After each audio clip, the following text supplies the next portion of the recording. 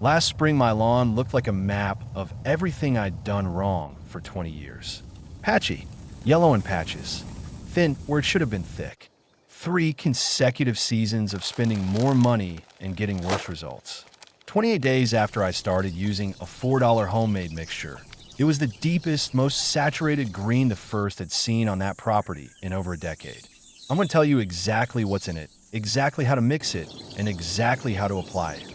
And at the end, I'm going to share the one ingredient that most people never add, the thing that separates a lawn that looks good from one that looks like a golf course. Let's start with why everything most people are doing is working against them. Why the industry's approach makes your lawn worse over time. For over 20 years, I did it the standard way. Bought the 4-step program from the big box store every spring. Applied it exactly as the packaging instructed. Watched the lawn turn green for about 10 days, and then go right back to looking exhausted. I genuinely believed I was doing it correctly. The lawn disagreed. Here is what nobody in the synthetic fertilizer industry tells you. Grass cannot actually consume the fertilizer you apply. It is physically incapable of doing so.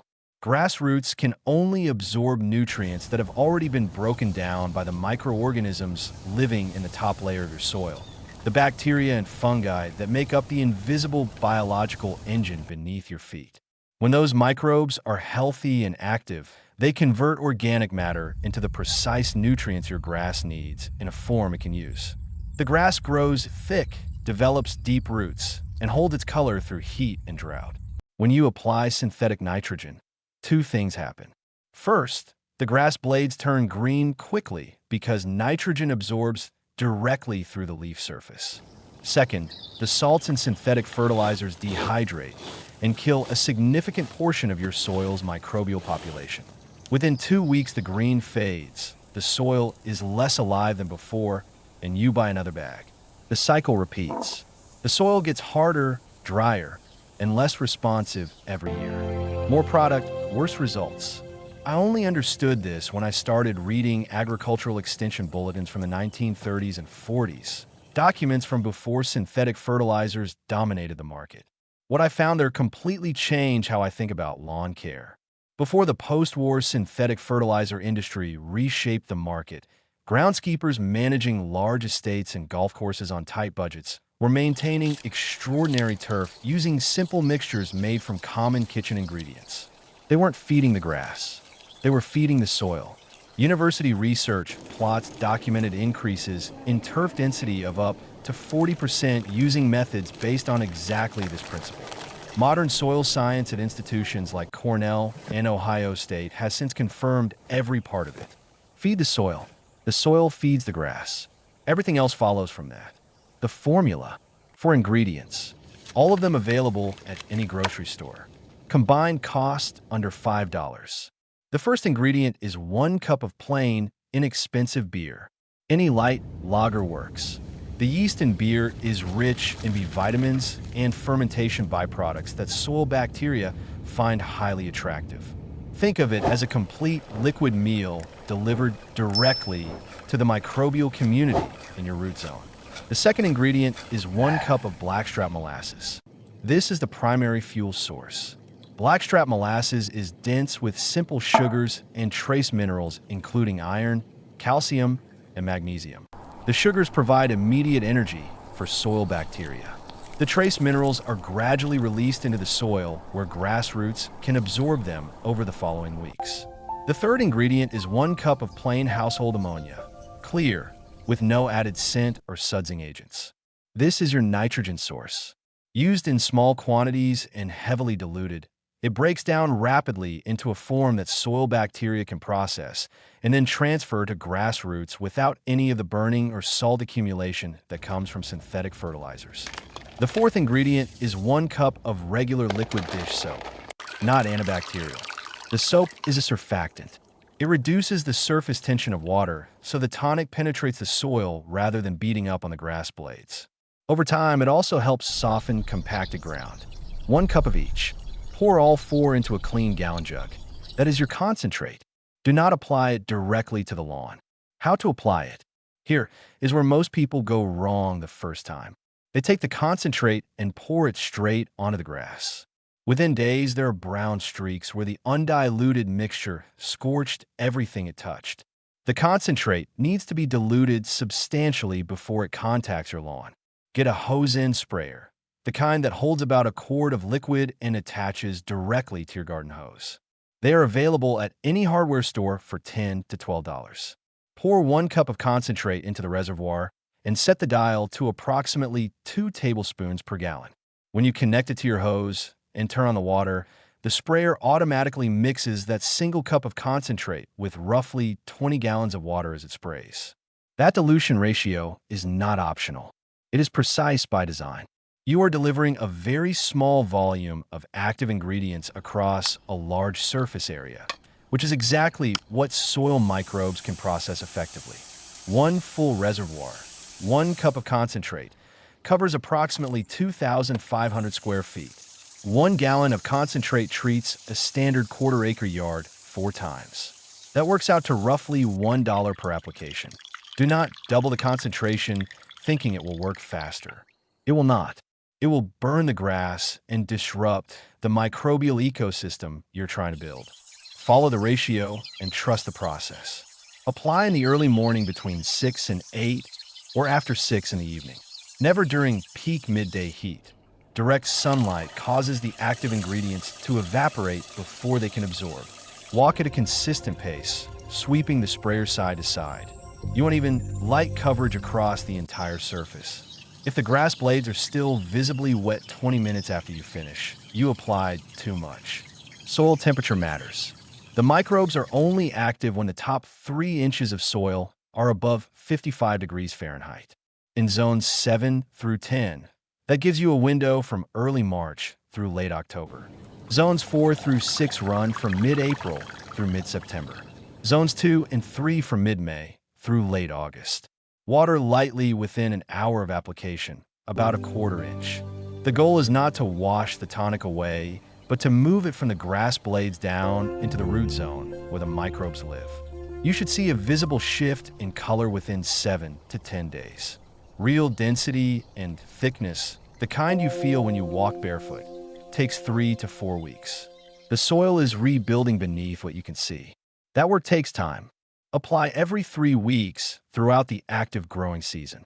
For most of the country, that is 6 to 8 applications per year.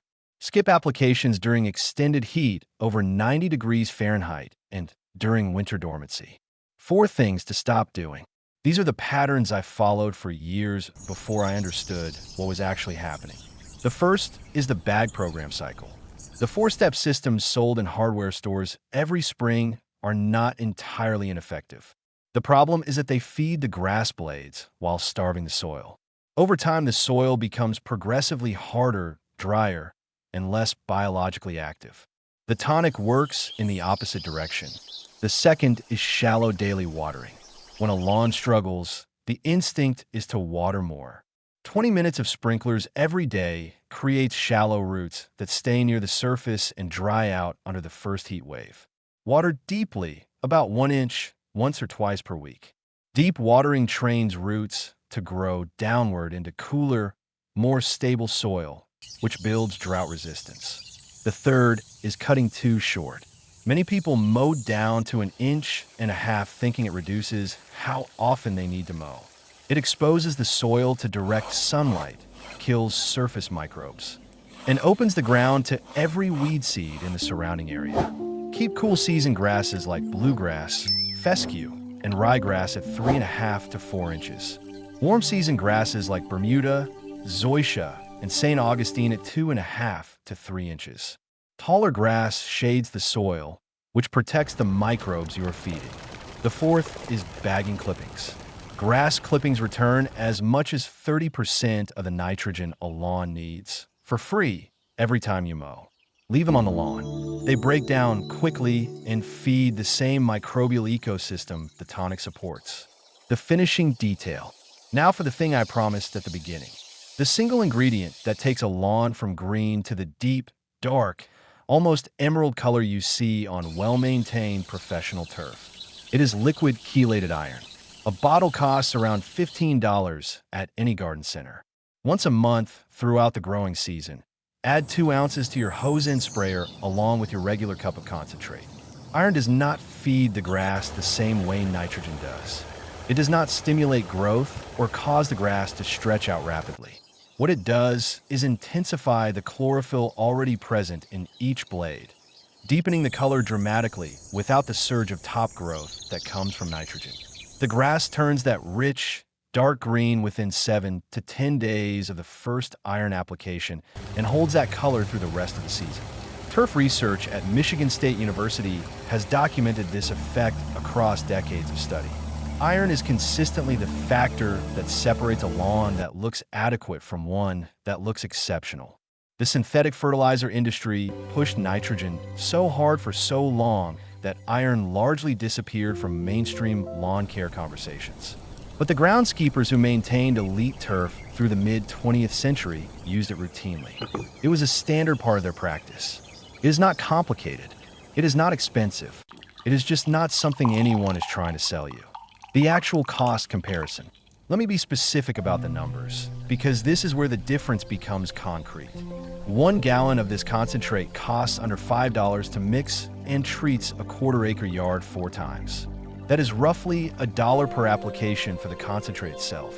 Add the $15 bottle of chelated iron, which lasts an entire growing season, and you're looking at under $30 for a full season of treatment on a standard residential lawn.